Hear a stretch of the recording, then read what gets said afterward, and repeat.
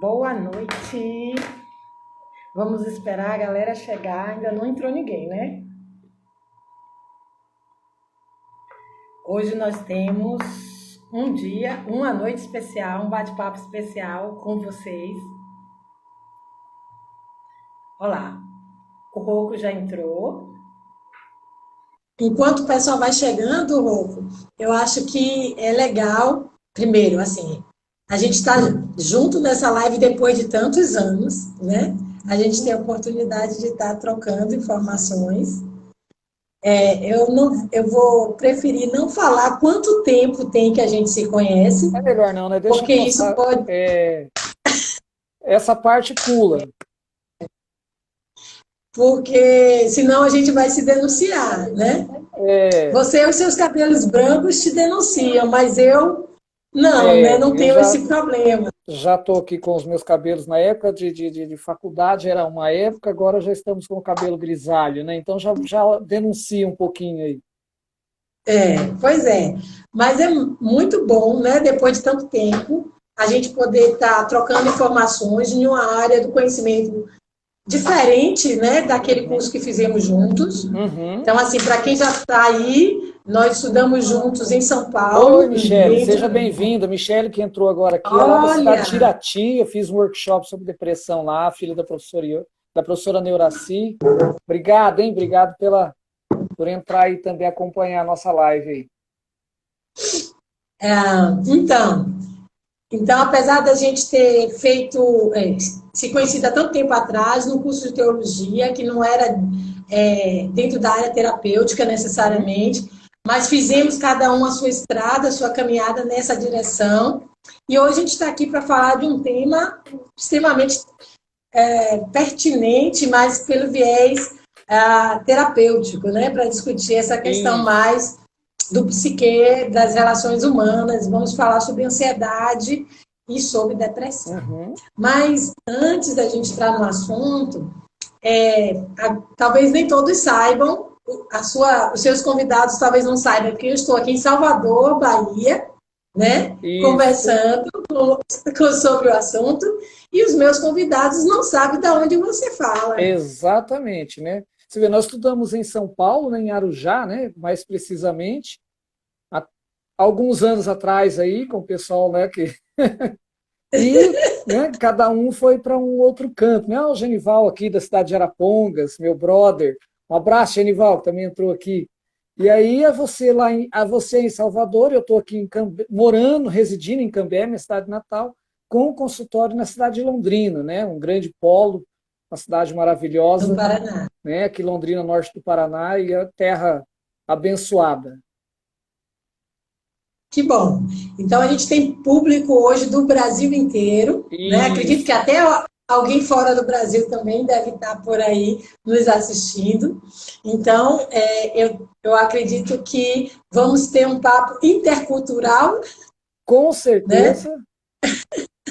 Falando Jamais dessa. esquecendo o linguajar baiano, né, que a gente Pois é, que aprendemos lá na faculdade, né, algumas aculturações que nós aprendemos com esse convívio tão bom, tão bom. certo, ótimo. Eu acho que a gente já tem aí uma turma de mais de 15 pessoas presentes na nossa live. Tá A gente subindo, já legal. pode. Então vamos começar, né? Estamos Nosso aí. assunto. Se só quiser mandar Você pergunta prefere depois, pode mandar também, já pode ir escrevendo aí isso? depois. Eu tenho um assessor aqui do meu lado que vai anotar as perguntas e vai me trazer as perguntas para poder facilitar o processo, tá? Legal, Então, as legal. perguntas que entrarem, a minha assessora aqui vai passar para mim e a gente vai conversar sobre ela. Fala Bacana. rapidamente quem é você, ou sua formação, o que, que você trabalha.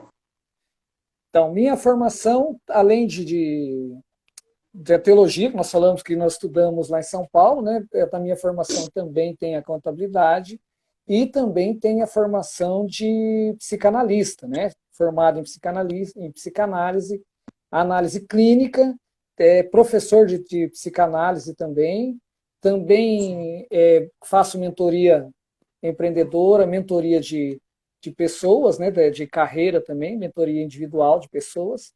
E Certo. teólogo, escritor, né? Tem um blog aí também, tem meu livro, meu primeiro livro já foi lançado, né? Desmistificando a Teologia da Prosperidade.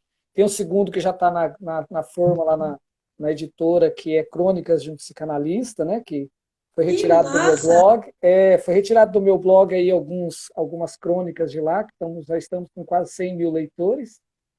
E, Certo. e palestrante, né? Fazendo workshop, Ok. rodando aí, fazendo workshop.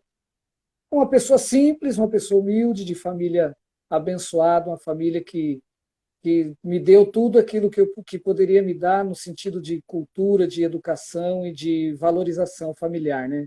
A Iana, uma outra colega psicanalista que está nos acompanhando, me acompanha. Um abraço, um beijo, Iana. Muito obrigado. Ótimo, que bom. Então vamos lá, né? Eu vou fazer uma apresentação rápida também da minha formação, né? Para que a turma acompanhe. Eu sou teóloga, minha primeira graduação foi teologia, né? Foi minha primeira caminhada. Depois que eu saí de lá, eu convalidei o curso pelo MEC. Quando eu saí da FLAM, né, da Faculdade Latino-Americana, eu reconheci o curso pela FBB aqui na Bahia. Fiz uma pós-graduação em teologia prática e um mestrado lá no Mackenzie, em São Paulo, na área de teologia e educação, com ênfase em educação. Legal. Como a área de educação já era minha paixão desde essa época, foi sempre onde eu fiz a minha caminhada.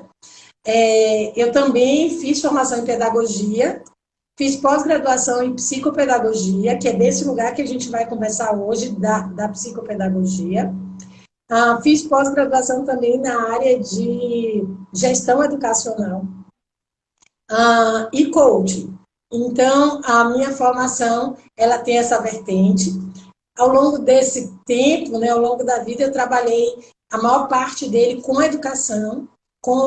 Eu hoje sou professora da UNEB, Universidade Estadual da Bahia. Trabalho com curso de pedagogia, formando, né, novos professores, novos educadores. E também atendo como psicopedagoga e como coach. Então, a gente tem uma empresa chamada Cognitus. A Cognitus é desenvolvimento humano. Ela é focada, né, no atendimento de pessoas e na consultoria de instituições de ensino e de empresas focadas no desenvolvimento humano. Meu Legal. sócio, Josias Brasil, ele é psicólogo, está também agora fazendo o curso de psicanálise e atende também nessas áreas aí. Bom, devidamente apresentados, Isso aí, vamos né? lá. Vamos então falar sobre o nosso tema proposto. O tema que você propôs, e eu achei ótimo, topei, foi a gente estar conversando sobre depressão e ansiedade. Isso. Algo que de alguma maneira toca todo ser humano, né?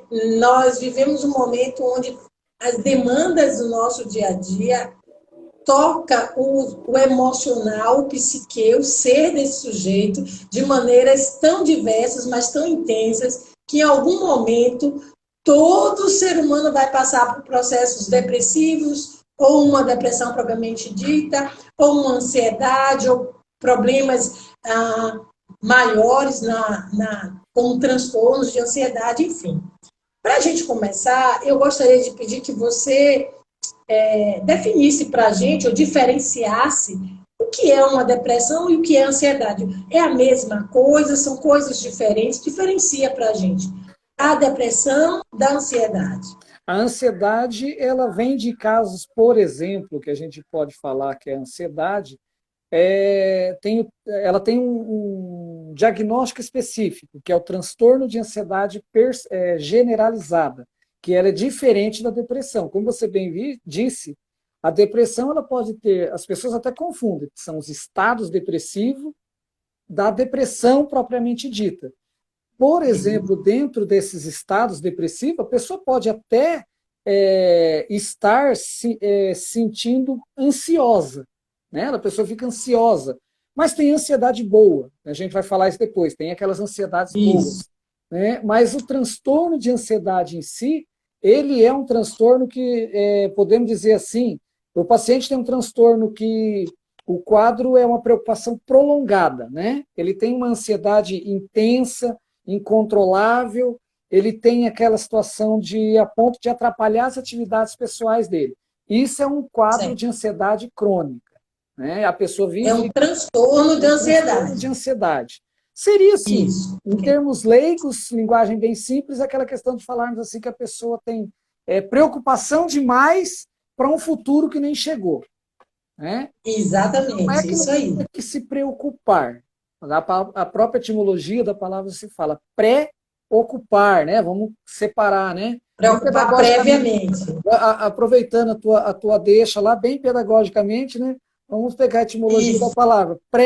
Separa com ocupar. Então, não precisa ficar ocupando a mente com aquilo que ainda não aconteceu. Vamos ocupar a mente com aquilo que está acontecendo, com aquilo que existe hoje. Porque aí a gente consegue controlar melhor a ansiedade. A depressão, as pessoas até confundem, às vezes, com a questão de ser.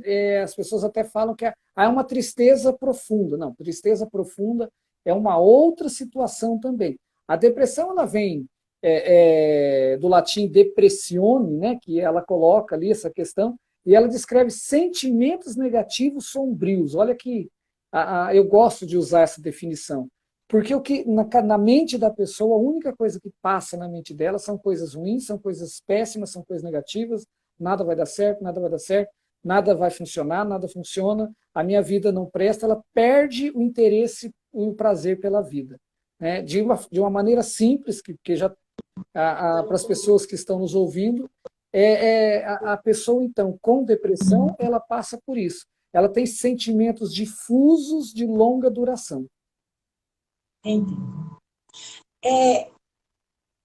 Eu gosto de uma definição que ela fala sobre ansiedade, que é você estar sofrendo pelo futuro que ainda não aconteceu. Uhum. O estresse é viver o presente de maneira pesada demais, né? É Exato. intensa demais. E a depressão, ela está com o pé lá no passado, né? Porque é trazer cargas do passado para a sua vida presente. Uhum. Então, eu gosto dessa definição porque na minha cabeça muito racional, né? Eu acho que faz sentido a gente fazer entender que a depressão ela é patológico, é uma doença, é algo que tem todas as suas cargas genéticas, de hereditariedade, né, de predisposições hereditárias, mas ela vem sempre com uma carga de mágoas, de dores do passado, de um histórico que vai se marcando e, vamos dizer, pesando no presente. Quando a gente fala do... Tem, Oi. tem duas pontuações legais aí que a gente fala, né? De uma maneira simples que Freud definiria isso, colocaria, né, um resumo de todo de Freud, ele diria assim: a depressão é excesso de passado, Isso. a ansiedade é excesso de futuro, né? Isso. São dois E o excessos. estresse é o presente. E o estresse é o presente, né? Então seria assim o id, o ego e o superego, aqui dividindo na linguagem psicanalítica. Quando a gente tem os extremos não se equilibram, existe uma disfunção do psique. E aí é onde entra essa questão, que entra a parte de olhar o ser humano, olhar para a psique dele e entender, poxa, por que é que ele está carregando? Também, aí vamos aqui, a gente vai falar, por que é que ele insiste em carregar aquele passado e por que é que ele insiste em ter as preocupações com os excessos? Porque é também que ele gosta de se sentir sempre estressado, né? Então, são três situações bem distintas e bacanas. Que não vai dar para, nessa live, a gente aprofundar todo esse conteúdo. Mas é onde permeia, eu acho que todo o trabalho terapêutico, né? Teve a gente falando se pode fazer pergunta. Pode fazer pergunta. A professora já falou que tem uma assessora que está anotando as perguntas lá para a gente. Pode mandar as perguntas aí. Inclusive, ela já me direcionou que alguém falou exatamente sobre a questão da ansiedade ser uma previsão do futuro, não previsão, mas uma preocupação, uma angústia prévia sobre esse futuro. Sofrer com antecedência, né? É isso. Sofrer com eu Eu, como psicopedagoga, nós trabalhamos, algumas pessoas misturam muito o espaço do psicólogo com o do psicopedagogo. São duas coisas bem diferentes, tá? Bem distintas. O psicólogo trabalha com as emoções, com os sentimentos de uma maneira extensa e densa. O psicopedagogo, ele é focado no aprendizagem. Todo o nosso trabalho é focado no processo de aprendizagem desse indivíduo. Como eu sou pedagoga, o pedagogo, ele é focado no ensino, nas metodologias de como ensinar. E o psicopedagogo de como aprender, como a nossa cabeça aprende, como o ser humano aprende. E como a gente pode usar instrumentos para e diagnosticar dificuldades de aprendizagem e como a gente pode usar ferramentas para melhorar a qualidade do aprendizado do indivíduo. Considerando que o ser humano é o que sabe, nós somos aquilo que aprendemos, né? Nós somos frutos da nossa história, das pessoas que convivemos, dos professores que tivemos, das situações, então somos marcas, né, do passado. Então, o psicopedagogo, ele vai focar na infância, nos diagnósticos dos déficits e na estimulação dos processos de aprendizagem. Na adolescência, nós vamos trabalhar focado em como esse adolescente pode ter um rendimento escolar melhor, identificando aquilo que tem dificuldade ou que tem dificultado esse processo de ensino e aprendizagem que ele está vivendo. Então, quando geralmente uma mãe traz um adolescente, uma criança ao meu consultório, ao meu espaço, essa criança quase sempre tem tido dificuldades no mundo da escola. E por essas dificuldades que eles têm tido, chegam até a gente. E na idade adulta também a gente trabalha de uma forma menor, mas nós vamos aprender a vida inteira, né? E aí o adulto, ele passou pela educação básica, sem a maior preocupação, mas agora ele quer fazer um concurso público. E ele percebe que ele tem entraves nesse processo de aprendizagem e que ele precisa avançar. Então, nós também fazemos esse acompanhamento desse indivíduo para identificar quais são esses bloqueios, essas dificuldades, se existe uma patologia ou não, né, uma diferenciação das características desse processo dele, e como ele pode otimizar esse rendimento acadêmico. Bom, em termos gerais, esse é um trabalho que o psicopedagogo desenvolve. O que a ansiedade é um processo que a gente trabalha bem de perto. E eu queria trabalhar a ansiedade no ambiente de aprendizagem, porque quase sempre as dificuldades que a gente encontra de aprendizagem está focada nesse processo de ansiedade. Eu trabalhei muitos anos coordenando escolas com ensino médio, com alunos de 15 a 18 anos já concluindo a educação básica para entrar no vestibular, no Enem. E o nível de ansiedade desses adolescentes é realmente assustador. É muito preocupante quando a gente percebe que aquele adolescente, ele não consegue estudar ou aprender o que estuda. Não é que ele não tem um cognitivo bom, não é porque ele tenha uma dificuldade sináptica, né, de compreender os processos neurais de desenvolvimento humano. É uma criança, um adolescente saudável, mas a ansiedade o impede de avançar.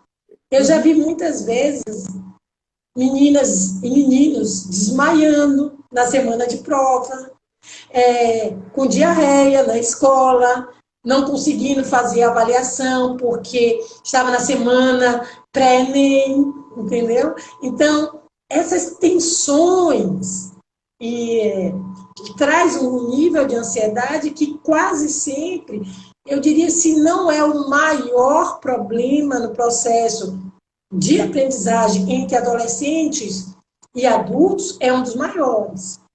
Se não é o maior, é um dos maiores. Talvez por causa de toda essa situação assim, porque o que move a questão da psique de todo ser humano, né? É a questão da fala do outro, né? Nós vamos ver isso em Freud, nós vamos ver isso em Lacan, nós vamos ver isso em Bion, Winnicott, né? Todos eles vão nessa linha, né? Da fala do outro.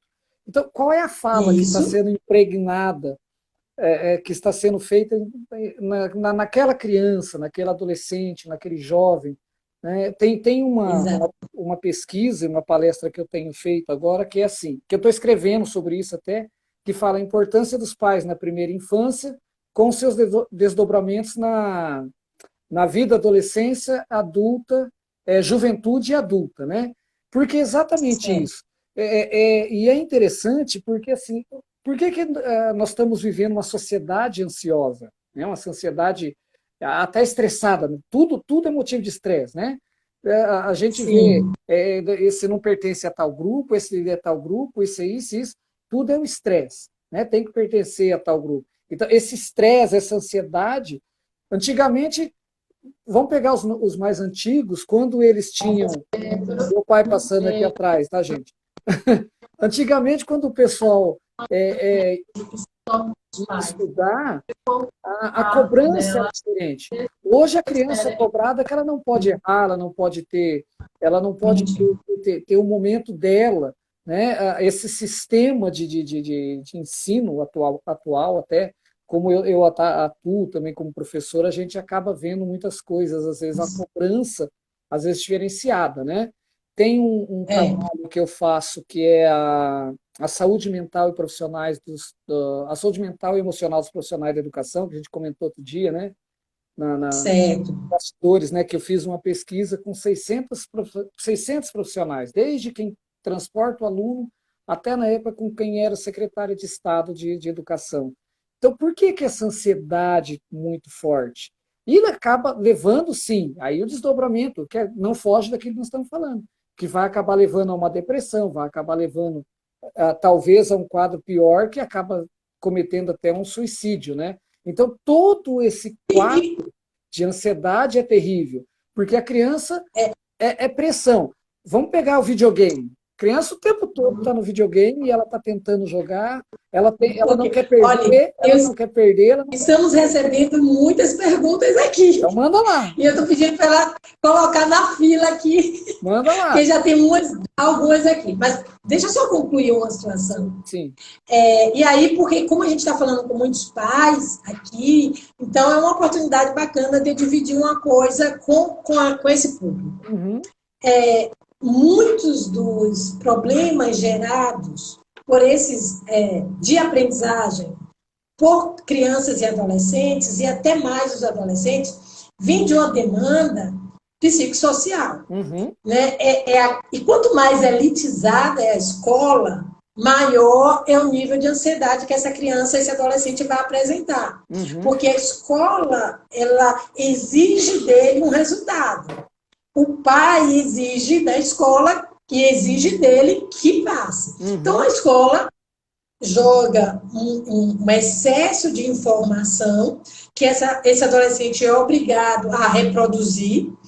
Muitas vezes não é nem de refletir ou pensar, desenvolver conhecimento propriamente dito. É reproduzir as informações mesmo. Uhum. Colocar, né, as fórmulas no lugar, o X no lugar. Eu costumo dizer que hoje a educação ela está num momento onde ela não está tão focada e preocupada no quanto esse aluno é competente de fazer links no processo de aprendizado. Mas a escola vai cobrar que o X seja realizado no lugar certo. Uhum. Que ele saiba fazer a marcadinha certa. E isso me preocupa enquanto educadora, sabe? Porque ele é cobrado a esse processo de receber aquele acúmulo de conteúdo e reproduzir nas avaliações e ter bom resultado. E algumas vezes é tão cruel, porque esse resultado é para passar em um vestibular, passar em uma faculdade que ele nem escolheu fazer. Uhum. Que ele está fazendo sob pressão, porque a família inteira até o curso escolheu para ele aquele curso. É aquela fala. Eu lembro de um aluno. É aquela fala que Lacan e que Freud coloca, é a fala do outro. Né? Ele está fazendo um curso porque o outro escolheu, porque não é aquilo que ele queria fazer. E nós vemos várias pessoas que depois chegam lá no último ano da faculdade, eu vou desistir porque não era isso que eu queria fazer. Isso. Eu tive uma colega de faculdade que disse para mim, durante o curso, quando eu receber o certificado, eu vou entregar para meu pai, porque esse certificado é dele, não é meu. Eu tive um aluno, há mais de 10 anos atrás, em uma instituição que eu trabalhava no processo de orientação, onde ele estava no terceiro ano do ensino médio e ele começou a apresentar características depressivas e falar em suicídio. E era um menino jovem, estudante de terceiro ano do ensino médio, 17 anos de idade. Uhum. Começou a ter falas recorrentes sobre isso, e eu comecei a acompanhar. E no dia que ele teve a cartaz, que ele botou tudo na mesa, ele falou, ó, o avô dele era militar e advogado. O pai dele era juiz de direito, advogado. E a mãe o obrigou a fazer direito. Ele tinha que fazer direito. Uhum. Ele não tinha escolha. E ele usava, assim, ele trouxe para a gente expressões muito pesadas que essa mãe trazia para ele. Coisas do tipo, ou você vai se tornar um advogado, ou você não é meu filho. Uhum. Minha família é de advogados. Uhum. Ou você permanece na família, ou você escolhe o seu caminho. Ele queria fazer música. Uhum. Ele queria fazer música. No consultório Então, aparece disse, muito isso, né? Pessoas que vão lá, então que a estão mãe dele frustradas disse, porque o olha... outro pediu para fazer aquilo.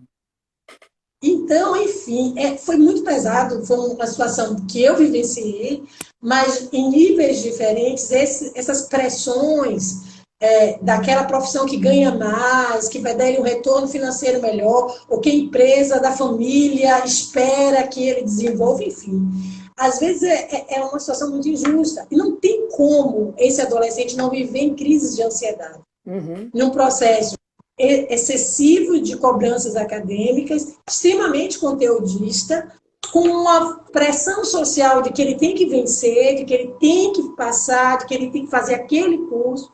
Quer dizer, aí trazem para a gente, como profissional de terapia, qual é o problema dele? Uhum. Né? Qual é o problema desse adolescente? Será que o problema é dele? Uhum. Eu, assim, costumo dizer entre meus alunos e colegas no espaço de discussão, que a gente fica feliz quando ele consegue identificar que o problema não é dele, mas que ele tem a lucidez de entender que eu sou um sujeito diante do mundo, ainda que o mundo me empurre para este lugar, eu grito. Eu grito por um espaço que me pertence, que eu escolhi outra caminhada. Então, assim, esse diálogo nem sempre é fluido entre a família, mas é muito bom quando a gente percebe adolescentes que têm essa clareza dele enquanto sujeito, entende? Uhum. Ele não entra na loucura de que eu tenho que ser, eu tenho que responder. Ele se identifica diante do processo. Eu acho isso bem bacana. Mas vamos lá. Vamos às perguntas. Vamos lá. Lê para mim. Tem uma história que alguém pergunta aqui, uma criança... Eu tenho uma criança na igreja que só dorme com os pais. Se for pro quarto dela, se desespera. Diz está vendo coisas. O que está acontecendo com ela? Que idade essa criança? Olha só, você ouviu a história? Ouvi. Uma criança, essa criança foi acostumada a dormir com os pais desde a primeira infância ou não sei que idade tem, seria bom que a pessoa que, eu não sei quem foi, fez a pergunta, dissesse qual a idade dela hoje. Mas hoje ela não aceita sair do quarto dos pais, e quando os pais tiram, ela tem crises no quarto dela, e diz estar vendo coisas. Crises emocionais de pânico, e diz estar vendo coisas. Isso é comum. Então, por exemplo, qual é a recomendação? Qual é a recomendação que a gente passa geralmente para os pais? A criança, existe alguns momentos que ela pode e deve dormir com os pais, não tem problema nenhum.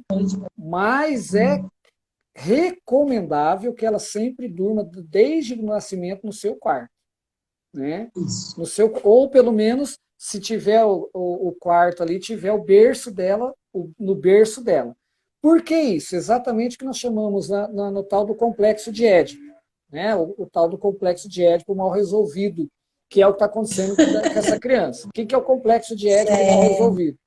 A criança entende que a mãe faz parte dela, ela não entende que a mãe é uma outra pessoa, que a mãe é uma outra é um outro ser, é um outro ente. Ela entende que ela faz parte dela, porque foi dali que ela saiu e ela entende isso ainda. Né? De uma maneira simples, é assim que a gente vai explicar aqui para o pessoal entender de uma maneira mais leiga. Né? E isso acontece o quê? Ela acostumou com A informação é que essa criança já tem 8 anos de idade. Já tem acabei de ver 8. aqui, tem 8 anos. Então, está na idade da castração, que a gente chama. Já deveria ter sido castrado antes. E ela vai criar, ela vai criar esses empecilhos agora para dizer que está vendo coisa, está criando coisa. Não, a gente não vai tirar dizendo que ela realmente não esteja vendo. Mas vai mandar, por exemplo, uma psicopedagoga que ela vai fazer o teste do desenho, vai mandar ela fazer desenhos, psicólogo que vai mandar fazer os desenhos ali, vai ver que esses desenhos não são monstros. Projetivos. São que os desenhos são os projetivos. Que são as projeções daquilo que ela vive. Ela não quer sair de junto com a mãe. Vou dar um exemplo aqui. Mas ela precisa. Precisa. Mas ela precisa. Viu, mãe? Eu não sei quem é. E ainda bem que ela não me disse quem é. Na verdade, é a mãe. Mas o responsável sofre mais. Mas, assim, o que acontece nesse caso? Já viu aquela criança que o pai e a mãe falam assim, o responsável fala assim, nós vamos ao mercado, você vai comprar 3 produtos, tem direito a pegar 3 produtos. Quando ela pega os 3 produtos, aí ela vai tentar pegar o 4º produto. O pai e a mãe, que já orientou, falou assim, não, você falou 3, então você vai ter que abrir mão de 1 para pegar esse. Porque o combinado é 3. Aí a criança fala assim, não, e começa a fazer todo aquele drama todo. Né? Esse período da quarentena tá bom que não pode levar a criança no mercado, então não vai ter drama nenhum no mercado agora com relação à criança fazendo as birras dela. Né? Então a criança vai lá e faz aquilo ali. Aí é a mesma coisa com relação a essa questão da castração que precisa ser feita para ela não dormir mais junto com os pais. Vai doer mais na mãe do que na criança. E a criança vai acostumar, tá? A criança vai acostumar. Lógico, um processo de acompanhamento, como ela tem 8 anos, um processo de uma psicopedagoga, uma psicóloga, né? Pode marcar comigo que eu atendo, viu? Vai ser... Pode me procurar que a gente faz uma agenda. Mas olha só, eu gostaria de fazer uma intervenção nesse processo. Primeiro, aqueles que ainda estão no processo anterior, avisar. Criança não tem que dormir no quarto dos pais. Não tem, ponto. As minhas filhas, eu tenho 2. As minhas 2 chegavam da maternidade e já ia para o quarto dela.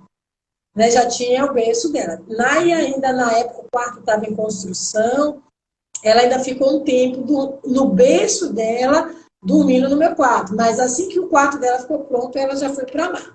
Então, assim, criança na cama com os pais, só em caso de estar com febre, estar doente, precisa ser acompanhada durante a noite. A febre passou, está com saúde, volta para o seu quarto, para sua cama, para a sua vida. Quando isso acontece desde a primeira infância, desde os primeiros, a criança vai vivendo isso sem traumas, sem dores, sem sofrimento. Ela entende que aquele espaço é dela e isso é importante porque constrói nessa criança um espaço de pertencimento, é o meu berço, é o meu espaço. Isso vai ajudar na construção dessa personalidade de alguém que se encontra como sujeito no mundo.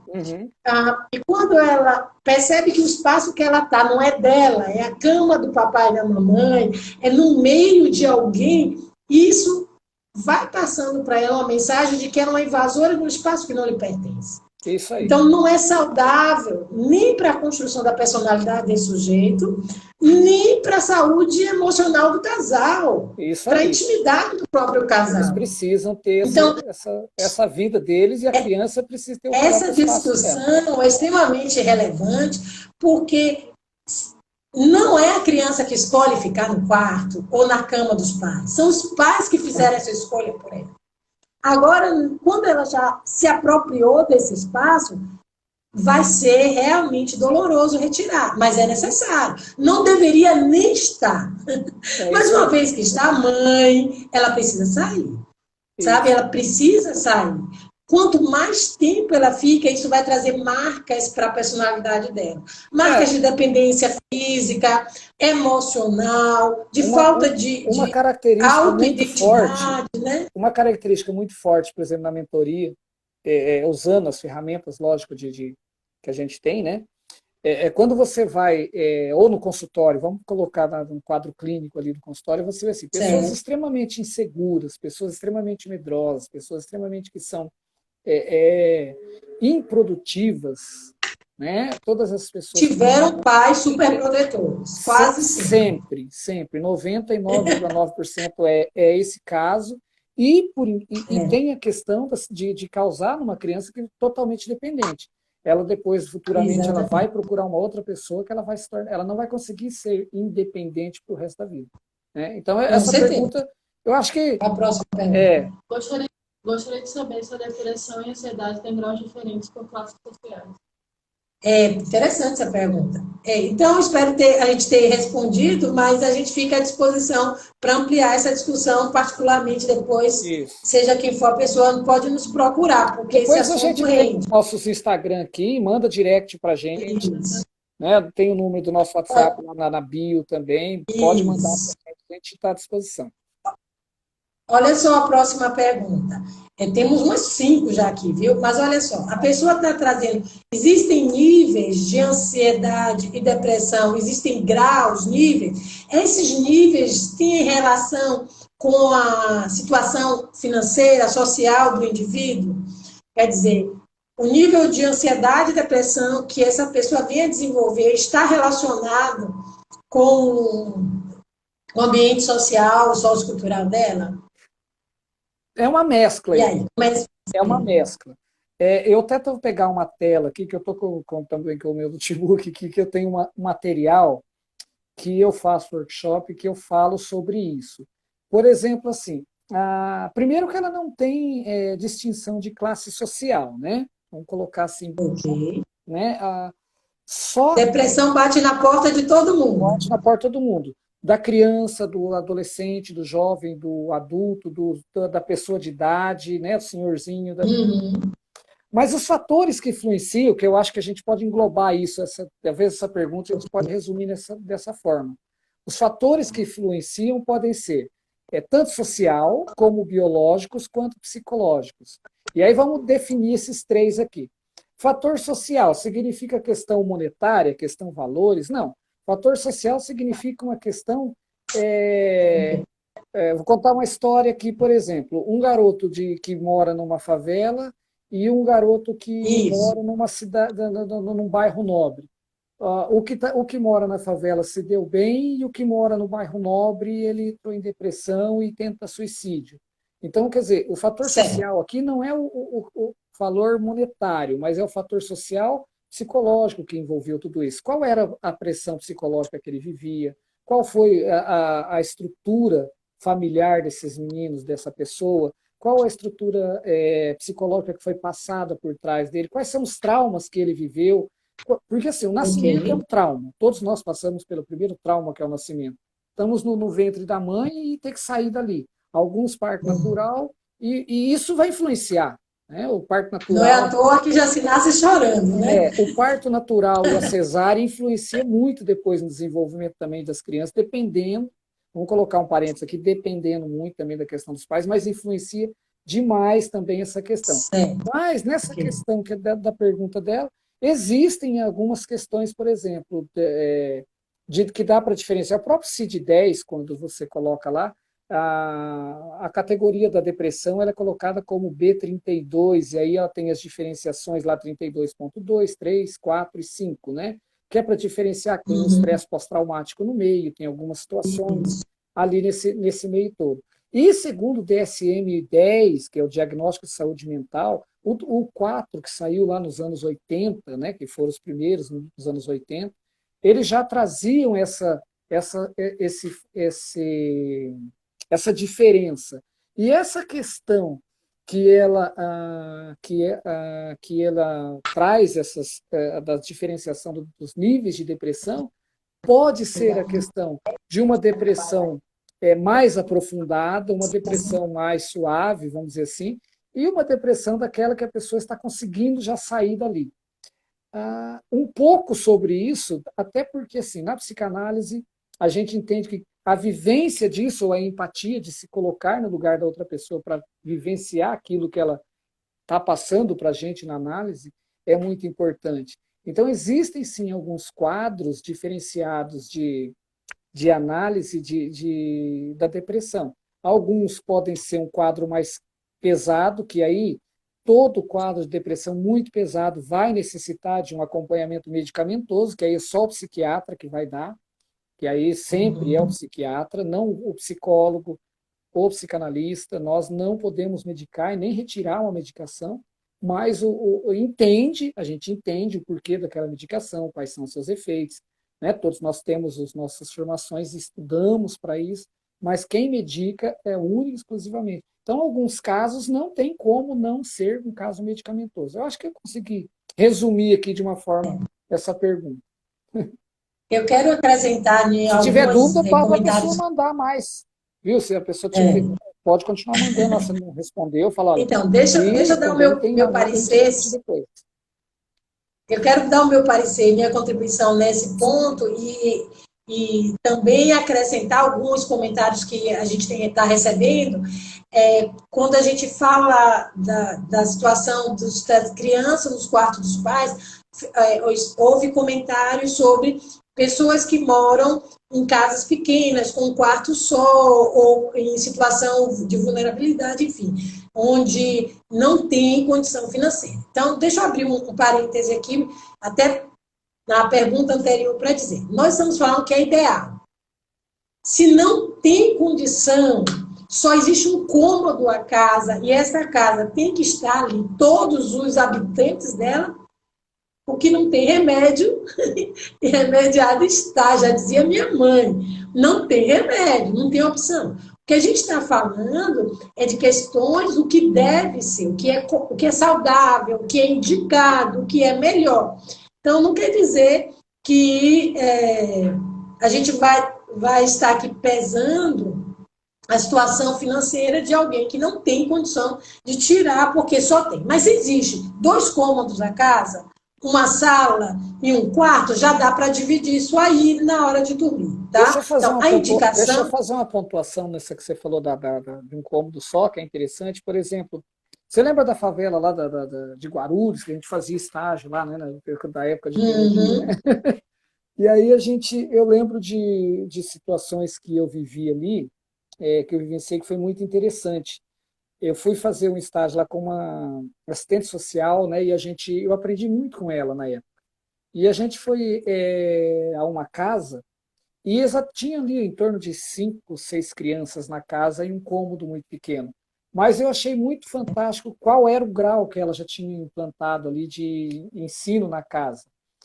Eles colocaram cortinas, dividindo o espaço onde dorme o casal, onde dorme as crianças, e foi muito interessante. Então, mesmo que seja um cômodo, né, tem como. Né? Vale criatividade, né? Vale criatividade. Entender que ela tem um espaço dela.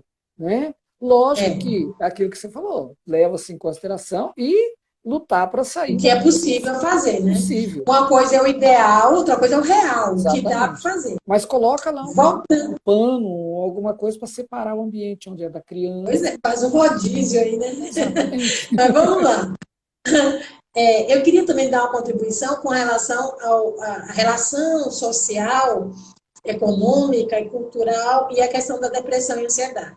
O que eu percebo, aí vai da minha vivência, da minha experiência, é que pessoas de classe média baixa, elas são muito mais bem resolvidas no quesito ansiedade do que pessoas de classe média alta. E eu vou te dizer que eu transitei e atendi pessoas nas 2 dimensões.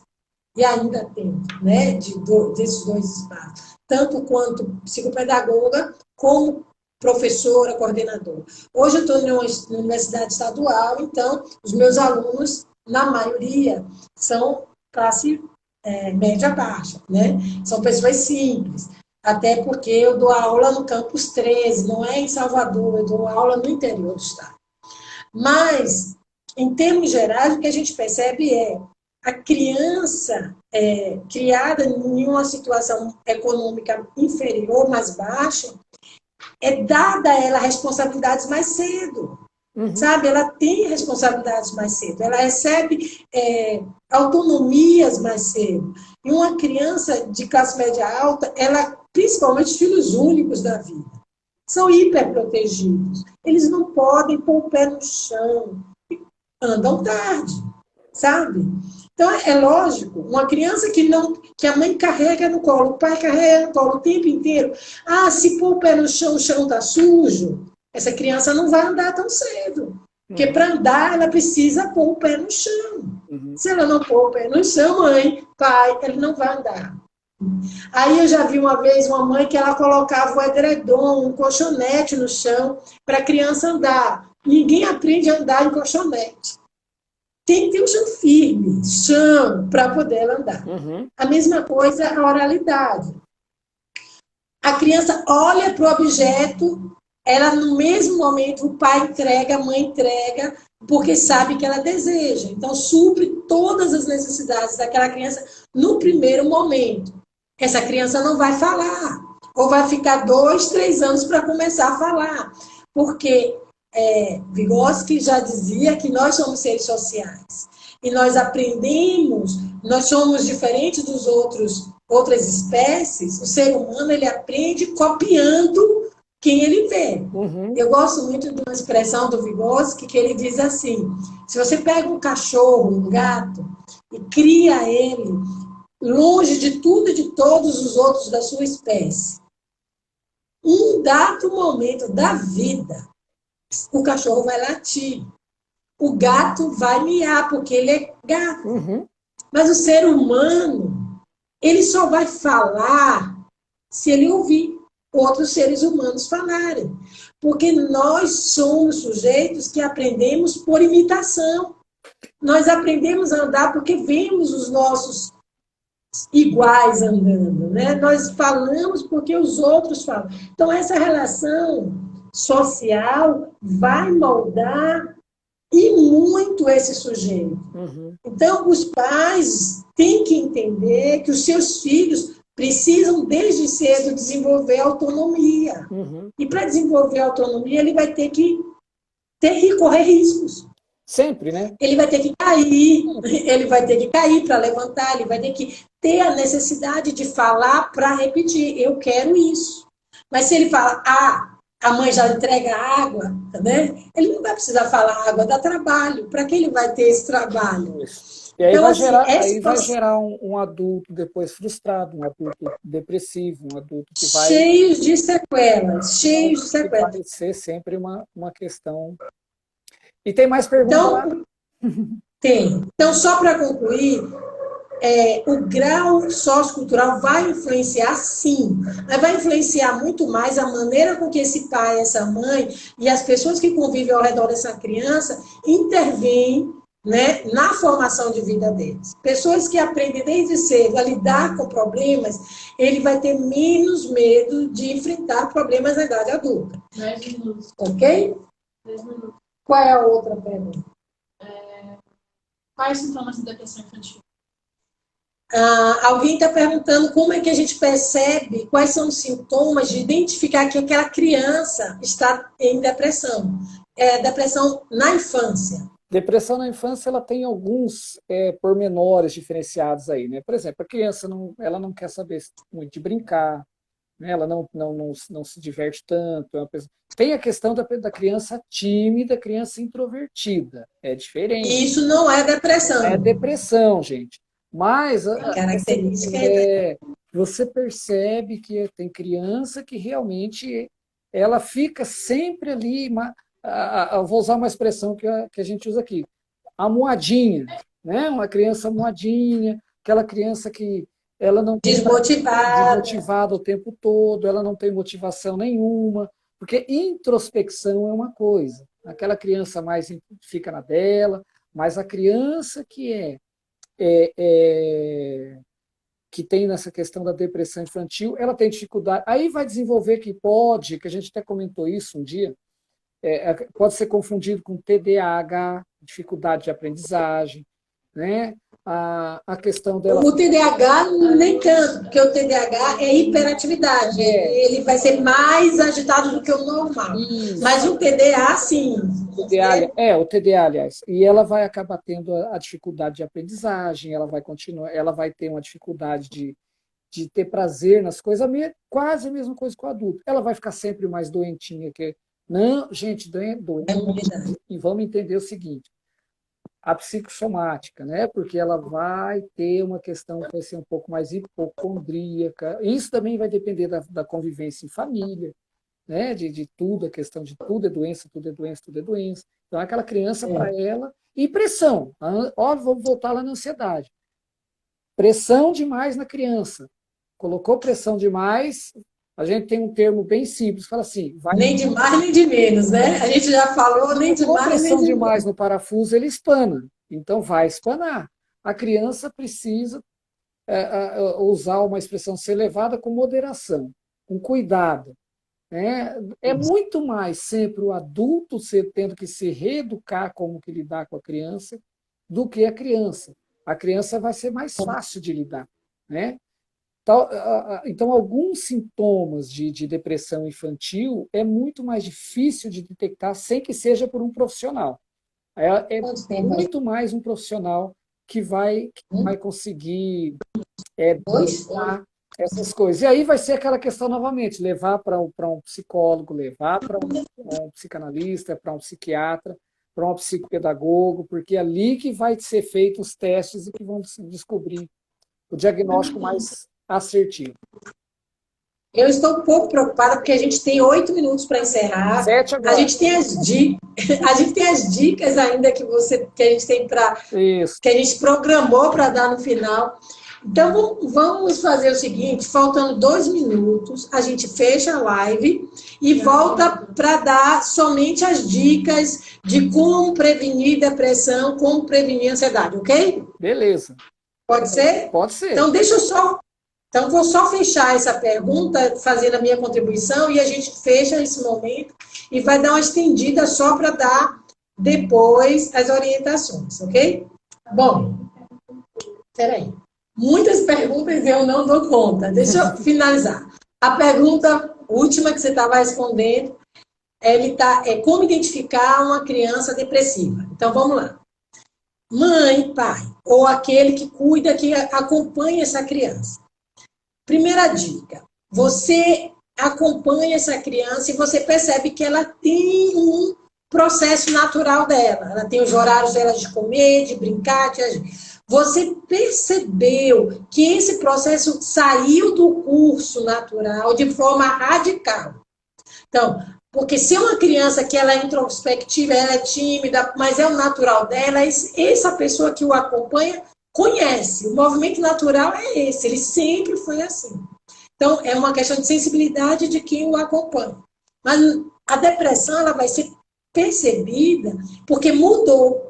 Alguma coisa vinha em um processo natural, de repente aquela criança não come mais, de repente ela não sorri mais, de repente ela não faz xixi e cocô na hora certa, ou deixa de fazer ou faz demais, porque principalmente nessa primeira infância, o fazer cocô e xixi está relacionado com o estado de humor, mas a gente não vai ter tempo para entrar nessa discussão agora. Isso aí. Mas então, você percebeu que o comportamento, de forma geral, mudou.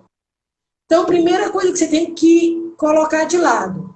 Essa mudança de comportamento está relacionada a uma questão biológica, física, ela está doente, né? Ela está com febre, ela está com verminose. Eu lembro que a minha filha mais velha teve um processo horrível aos 2 anos de idade, que eu apavorente não sabia, ela deixou de andar.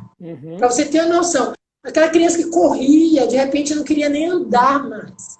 Ela não queria comer. Depois ela foi internada no hospital, e a gente não sabia mais, ela perdeu muito peso, perdeu o mofo.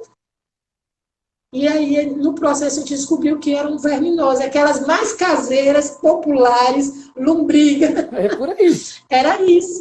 Depois que ela fez o tratamento do verminose, ela saiu correndo normalmente.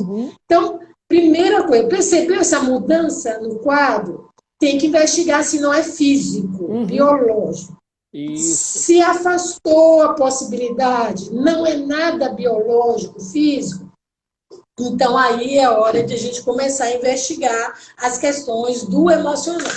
E aí identificar um terapeuta, procurar um profissional para estar lidando com isso, para estar colhendo da onde sai esse processo. Isso. Claro que é biológico, é uma predisposição, mas de repente pode ser um abuso, né? Pode ser um trauma, uma rejeição crônica, enfim. Precisa ser investigado, né? Precisa Legal. ser acompanhado. É isso aí mesmo. Né? É isso aí. Ok? 10 minutos. Bom, vamos fazer o seguinte. A gente tem as dicas para evitar depressão e ansiedade. Não é isso que a gente já guardou. E tem ainda algumas perguntas aqui. Então, vamos fazer o seguinte. A gente vai sair. A gente está com um público muito bacana aqui, passando a nossa live. Então, a gente vai sair e a gente vai voltar para poder fazer uma seleção das perguntas que a gente tem aqui, responder mais uma ou duas e dar as nossas dicas. Isso aí. Eu também gostaria de dar algumas dicas dentro do processo de aprendizagem. Você quer fazer um concurso público, você está na fila do Enem e está com dificuldade de passar na prova. O que é que você faz para controlar seu emocional? Eu tenho umas dicas para você, a gente volta já já, tá bom? Isso aí. Combinado? Eu quero agradecer a vocês pelas perguntas, porque isso traz uma dinâmica, né, para a nossa live. E a gente recebeu perguntas bem bacanas e um número grande de perguntas. Então, eu quero agradecer a vocês que estão aí participando com a gente desse processo, que estão aí trazendo a sua dúvida e tá depositando essa confiança, né, esse espaço. Então, fica o meu agradecimento registrado para aqueles que participaram, para aqueles que trouxeram, né, a sua dúvida, a sua pergunta, aqueles que estão nos acompanhando de uma forma geral. Eu quero agradecer. Olha, o Rocco está entrando aqui. Eu estava aqui agradecendo ao público, porque o número de perguntas é realmente muito grande, a gente nem vai conseguir dar conta de responder todas, mas essa participação da turma mostra uma credibilidade a esse momento, e torna esse momento mais rico, né? O que é muito especial para a gente enquanto profissional, né? E a gente está falando daquilo que a gente convive todo dia, né? Do cliente que a gente atende, do paciente que vai ao nosso consultório. Então, é muito dentro do nosso cotidiano. Para a gente é gostoso, para eles, para muitos deles, são interrogações grandes, né? Que a gente pode contribuir. E esse é o nosso papel. Vamos lá. Verdade. Vamos lá, então. Vamos lá para a gente passar algumas perguntas aí. Alguém pergunta se, na sua opinião, a depressão é o mal do século XXI ou não? A depressão não é só o mal do século XXI, como hoje é o quarto transtorno que mais incapacita pessoas ao trabalho em todas as áreas no mundo. Então, ela é realmente, talvez... Tirando agora a Covid, que a Covid não é... a Covid está fora de cogitação. Ó concura aí, né? Mas a depressão, realmente, ela é a quarta hoje que incapacita pessoas para o trabalho. Então, ela realmente é o mal. Eu diria que ela é até muito mais do que o mal do século. Ela ultrapassa esse limite aí. E vai se tornar... Agora, com a quarentena... A coisa está explodindo de uma maneira muito mais temerosa até. Na verdade, eu diria o seguinte. Nós convivemos com os nossos problemas todos os dias. O que a quarentena trouxe foi fazer você enxergar ele. Porque no dia a dia, que você sai de manhã cedo, vai para o trabalho, trabalha o dia inteiro, corre, sobe, desce, volta para casa, come, dorme, para acordar cedo amanhã. Você não tem tempo de se perceber. De perceber as suas demandas, os seus problemas. Então, o que a quarentena revelou, né, e que muitas pessoas perceberam, gente, eu não estou legal, é porque ele finalmente parou. E aí, quando ele parou, ele se deu conta do quanto as coisas estavam fora do lugar. Não é isso? É isso aí. É isso aí. Por isso, a pergunta dele lá faz todo sentido. É realmente o mal do século é a depressão. Você trouxe dados para mim mais cedo. Quantas pessoas morrem de depressão no mundo hoje? Nós temos em torno de 800 mil pessoas que morrem no mundo hoje, né? Dados da Organização Mundial de Saúde. Esse No número é o quê? Brasil, Por ano? Por ano? por ano. São a média de Oi? 2.191 pessoas por dia que morrem no mundo todo. Então é muita gente, né? É muita Por gente. depressão. Por depressão. São cerca de 300 milhões de pessoas no mundo, né? Hoje, isso antes da Covid, né? No Brasil, para ter uma ideia, esses aqui são dados divulgados no dia 28 de agosto de 2019 pela Organização Mundial de Saúde. Inclusive, são dados que alarmam, porque no Brasil são mais de 12 milhões de pessoas, que vai dar em torno de 5,8% da população brasileira, e em média global, a média global é de 4,4%. E no Brasil, a nossa taxa de pessoas com depressão é de 5,8%. Então, é um número muito alto, é um número muito assustador. Inclusive, a redução, né, de mortes, que isso vai gerar um suicídio, a redução de mortes no mundo foi de 24%, de 32%. No Brasil foi o contrário, nós tivemos uma taxa de aumento de 24%. Ou seja, nós estamos caminhando sempre no sentido contrário daquilo que está acontecendo no mundo, né? Mas E o índice de morte é entre 10 e 19 anos, né? Que é o que mais assusta. Esse é um dado muito assustador. eu entendo, é uma opinião aí, é uma opinião muito pessoal mesmo. Eu entendo que o brasileiro ainda não se deu conta que ele precisa cuidar do seu autoconhecimento, das suas questões de alma, do seu emocional. Eu gosto de alguns memes que falam assim, por exemplo, esses dias eu vi um meme, né? Volta e meia ele volta no Instagram, nas redes sociais, que as pessoas colocam assim, a pessoa está com problema de emocional. Então ela procura o vizinho, procura o vendedor, procura né? Aí vai citando diversas pessoas, o padre, o pastor, que tem que procurar. Diga-se passagem, a parte espiritual é comprovadamente, é muito importante. Nós, como teólogos, até temos que dizer, tem que procurar um padre, procura um pastor para fazer o acompanhamento espiritual. Nas devidas proporções, escolha com cuidado. Exatamente. Né? Tem que saber onde procurar, quem procurar de maneira correta. Uma pessoa boa, competente para essa área espiritual, que é importante, mas, né? E por último, vai procurar um profissional de saúde mental, que aí entraria o psicanalista, o psicólogo, o psiquiatra, né, que são os últimos a ser procurados. Aí, quando a coisa já está, por exemplo, eu tive o meu primeiro caso, há anos atrás, foi engraçado, uma pessoa que chegou, e até foi confundido, ela tinha transtorno de ansiedade generalizada, depois de alguns meses de tratamento, a gente chegou a e hoje ela vive muito bem. Mas ela chegou lá achando que era síndrome do pânico, né? Que é um transtorno do pânico. Mas por quê? Foi procurar diversas outras coisas, por último que foi procurar um profissional adequado. Existe muito preconceito, muito preconceito. Então, as pessoas vão empurrando as situações, os problemas, eles vão surgindo e vão sendo levados de maneira casual, né? Sem a seriedade necessária, e as coisas vão se acumulando até chegar um momento de uma catástrofe. Né? Obrigado, mana. Minha irmã entrou, falou, oi, obrigado, mana. Obrigado. Minha irmã então faz parte, inclusive, do meu roteirozinho aqui, de já encerrando, eu entendo que precisamos levar mais a sério. Deixa eu passar que é importante. Nós falamos de ansiedade, eu não trouxe o dado de ansiedade, né? Um abraço, meu irmão, o Endo, que entrou ali também. A Agência Brasil, agora no dia 20/4, notícia recente agora, ela fez uma pesquisa com atletas jogadores de futebol, e é interessante que ela representa um pouco do que está acontecendo agora com essa questão da quarentena. E, por exemplo, os dados da Agência Brasil que trouxeram, ela colocou o seguinte, que aumentou o quadro de depressão entre os atletas profissionais de futebol, sendo que 468 atletas foram entrevistados, pesquisados, 22 demonstraram que têm esses sintomas, né?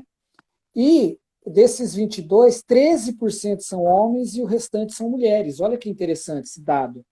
E o transtorno de ansiedade generalizada, na Universidade de Amsterdã, dados agora do dia 20 de abril, recente, agora dessa semana, colocou que 18% de homens e 16% de mulheres têm transtorno de ansiedade ou ainda vão ter um transtorno de ansiedade generalizada. Então, são dados recentes, agora, de abril, né?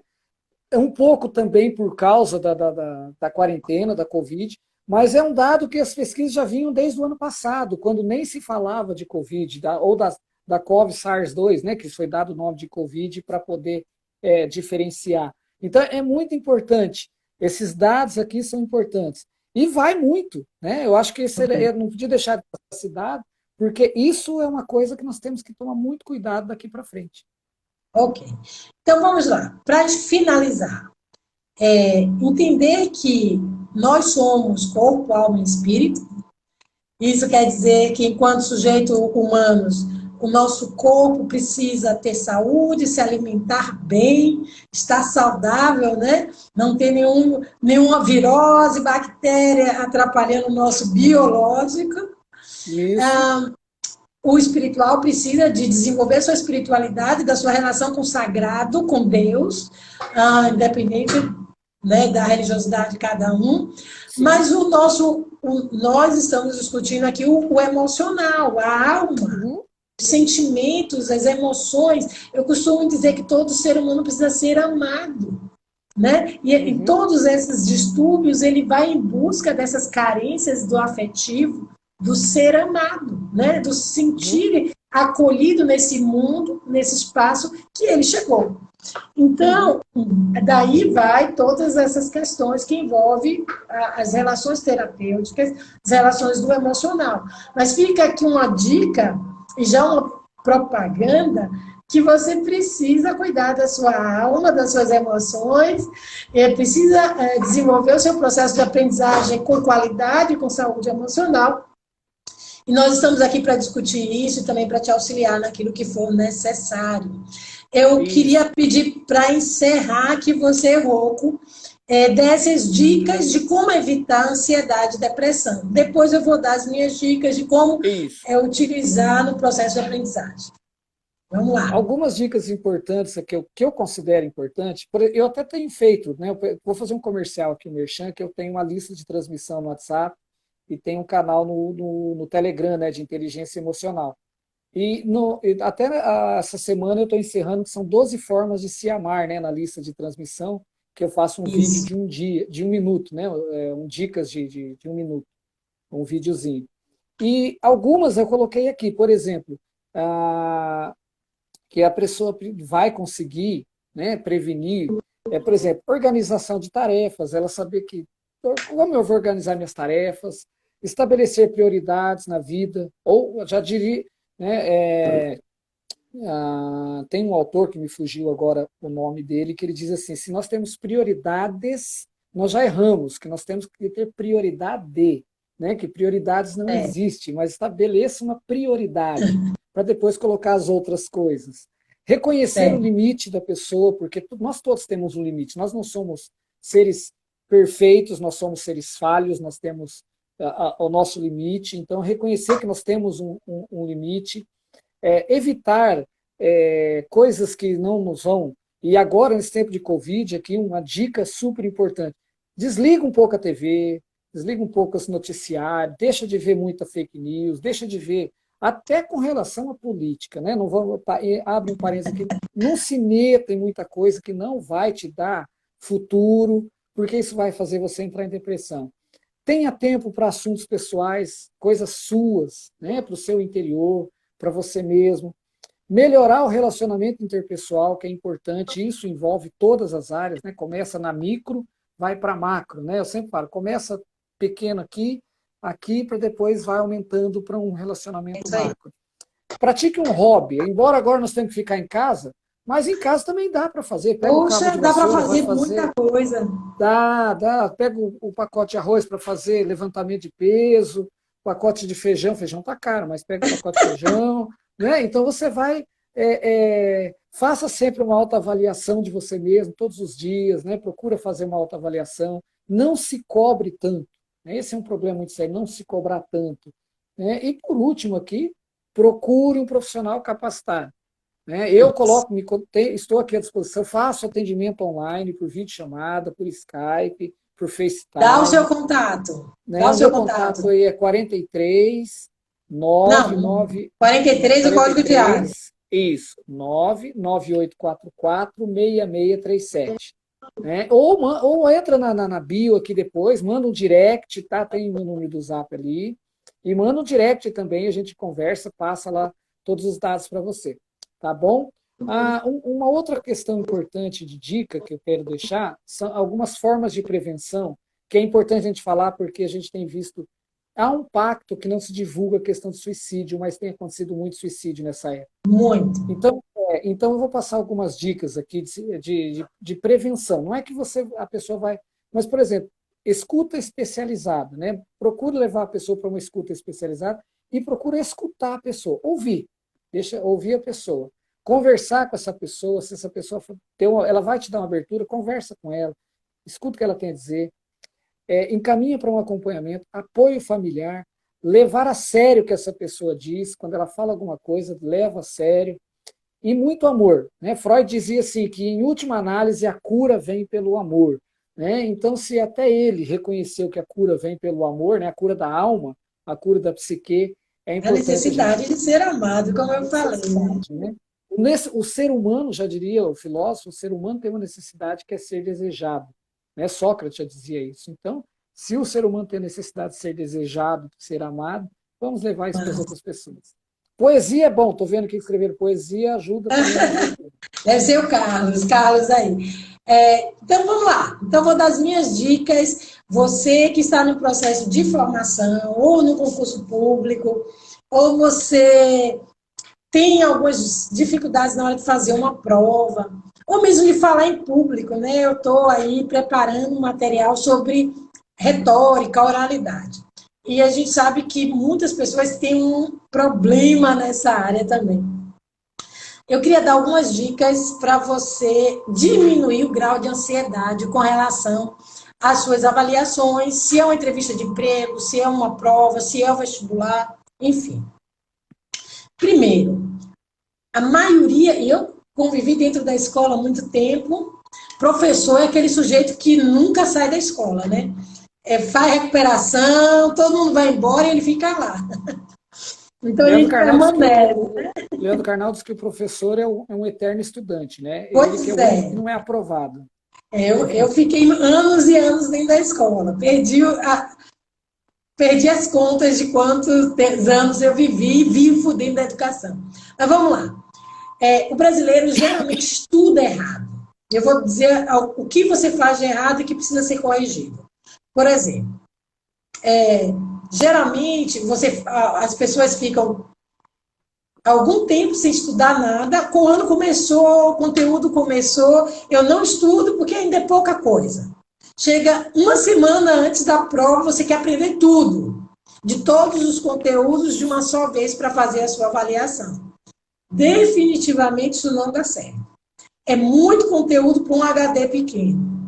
Então, você não vai processar essa informação.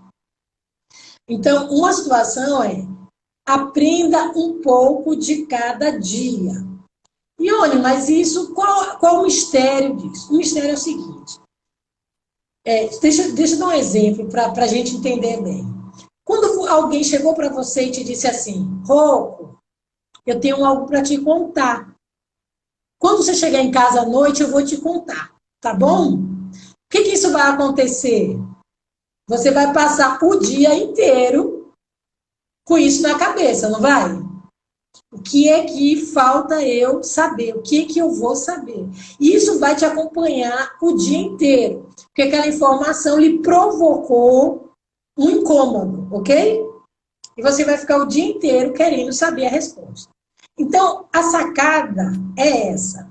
Se você estuda parte do conteúdo e não estuda o conteúdo inteiro, a sua cabeça vai ficar o dia inteiro remoendo aquele assunto. Mas como será mesmo a resposta? Será que eu vou encontrar a solução por aqui? Isso vai ser um processo natural.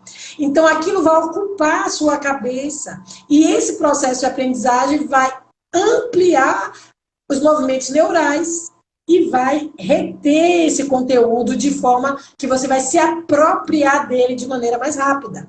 Entende? Então, nunca se preocupe em aprender de uma vez só. Quanto mais lentamente você aprender, esse conteúdo vai ser retido de maneira mais completa na sua cabeça. Essa foi a dica número 1. Aprenda fragmentado, não de uma vez só.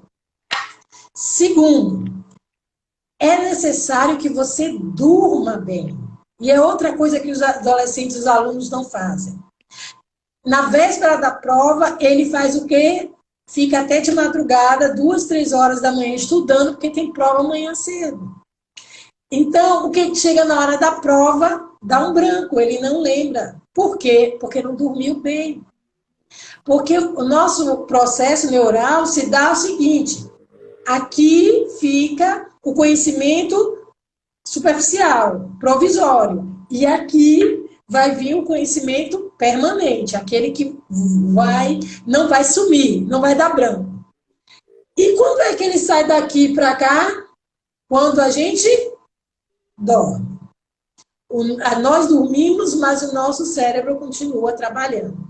E ele vai transmitir informação da área do nosso cérebro onde processa o conhecimento provisório ao conhecimento permanente. Então, para que haja um processo de aprendizado saudável, o indivíduo precisa dormir bem. E não é aquele cochilo, não, é dormir, entrar no alfa, né?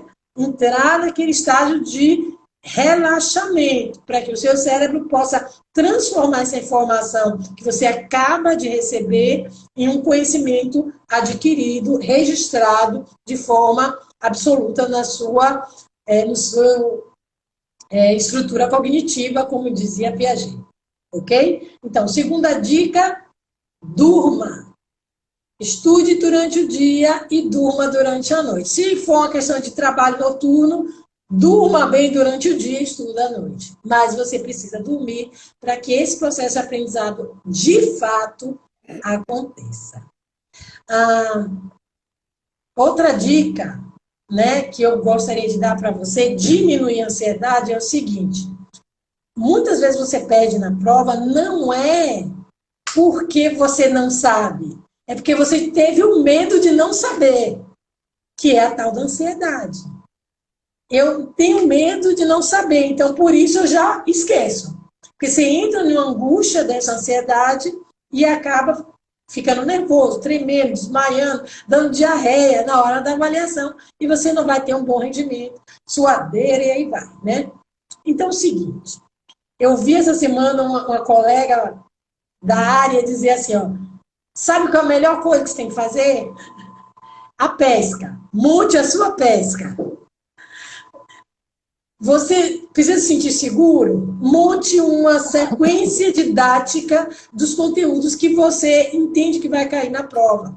Organize lá no seu papel, no seu caderno. Olha, o conteúdo é esse. De maneira lógica, crescente, você vai organizar o seu sistema na hora de estudar. Você pode até levar na hora da prova. Saber que ele está lá. Você não vai precisar abrir. Você não vai precisar fazer a pesca propriamente dita, olhar o que está escrito. Mas só o fato de você saber que ele foi construído, isso vai te dar tranquilidade. E vai te trazer à memória a sequência lógica dos fatos estudados. Então, antes de sair, já sabe o conteúdo, nos momentos finais, antes da avaliação, no dia anterior, organize a sua pesca, organize a sua sequência lógica, a sua estrutura, as palavras-chave daquele conteúdo que você vai estudar. Aquilo vai dar uma mensagem para a sua cabeça de segurança. E essa segurança vai diminuir a ansiedade. No momento da prova, você vai se sentir mais tranquilo ao realizar a sua avaliação. Então, eu estou deixando 3 dicas importantíssimas. que se você conseguir desenvolver, isso vai te ajudar muito. É claro que tem outras questões também que a gente pode ampliar com relação a isso, mas estou dando 3 momentos importantes. Estudar de forma fragmentada, permanecer aquele conteúdo na sua cabeça por um tempo longo, né, onde você vai estar buscando a reflexão, dormir bem para que ele saia daqui e vá para cá, saia do provisório para o permanente, e se sentir seguro na hora da prova, trazendo os seus relatos, suas estatísticas de maneira sistematizada para te trazer, diminuir a ansiedade no momento da prova. São 3 dicas bacanas, não é? É isso aí. Para favorecer o seu aprendizado. E aí Ok? vai fazer com que a pessoa fique menos ansiosa, mais tranquila, e ela vai conseguir ser aprovada no concurso, com Pronto, certeza. nota 10. Nota 10. Gente, eu queria deixar alguns contatos das minhas redes sociais e da empresa. Cognitus Desenvolvimento Humano, é a empresa que eu atuo junto com o Josias Brasil, meu sócio.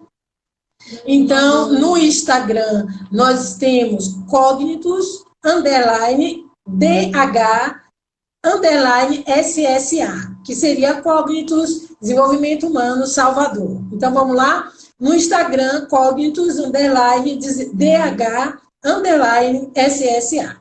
No Facebook, você vai nos encontrar como Cognitus Desenvolvimento Humano, tá? Esse é o meu pessoal, o meu Instagram, prof.ione e Ione Ramos. Você vai me encontrar no Facebook, que são páginas pessoais e que a gente também troca informação. E a gente vai poder estar desenvolvendo um bate-papo independente disso aí. Se você quiser marcar uma consulta, um bate-papo, seja na orientação como coach, se a sua questão é profissional ou autoconhecimento, ou como psicopedagoga, se o seu problema é aprendizagem, 71991521763 é o meu celular, e a gente pode também marcar esse bate-papo. Semana que vem, queria já deixar avisado, eu já tenho uma live marcada, provavelmente nesse mesmo horário, com uma psicóloga, Cíntia Dias. Nós vamos estar falando sobre saúde mental das mulheres. Saúde mental das mulheres e suas derivações. Nós vamos estar discutindo, Ione Ramos, e a Cíntia Dias, que atua aqui na região litoral, né, do litoral norte, trabalhando como psicóloga, uma amiga, colega, uma pessoa assim, brilhante, que vai trazer uma contribuição tão significativa quanto o Rocco trouxe para a gente hoje. Rocco, eu quero te agradecer. Foi muito bom bater esse papo com você. Agradeço a oportunidade aí, o espaço, é bom. E em breve aí, né, fazer outra live aí, com certeza. E assim que terminar essa questão das quarentenas aí, vai estar vindo o meu novo livro, né? Crônicas de um Psicanalista. Vou estar disponibilizando aí os meios depois de onde é que vai ser os acessos, pela editora Descoberta, né? A gente vai estar vendo isso aí mais agora, mais para frente. Já está lá na forma, já está sendo produzido, né? E o meu blog também de crônicas, né? Que tem no UOL, né, no Recanto das Letras, o pessoal quiser, coloca lá autores, Luiz Cláudio de Rocco, Luiz com S, e aí vai encontrar lá, né, nós estamos chegando aos 100 mil leitores, né, que massa, boa, parabéns, né, parabéns. E estamos aí. Teve uma pergunta que o pessoal, que eu vi que foi feita aqui, porque se eu tinha mestrado ou doutorado, né? Eu tenho pós em teoria psicanalítica, né? E o processo de mestrado parou tudo agora, né? Que está lá no Mackenzie, né? Então estamos aguardando aí e todos Uma esses excelente meios aí de instituição. livros Eu aí que fiz o estão meu vindo pela mestrado frente aí. lá e o Mackenzie É uma foi instituição fantástica.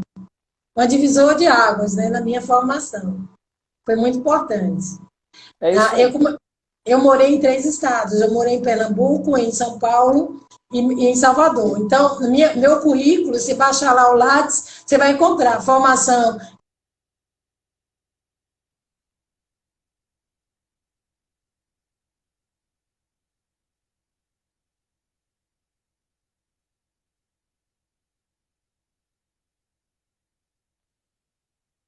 Isso. por pessoas e culturas e padrões diferentes, isso contribui bastante. Isso é legal. Pouco, Mas fica aqui um abraço a um todos, né? beijão. Obrigado por esse tempo, beijão. E quantos anos depois, né, que a gente não vai revelar aqui, né, da faculdade de teologia, então Uns 2 anos. deixa no ar, deixa no ar aí, né? E com certeza essa foi a primeira live de muitas que nós vamos fazer daqui para frente. Tá bom. Um abraço. Até Outro, mais. tchau.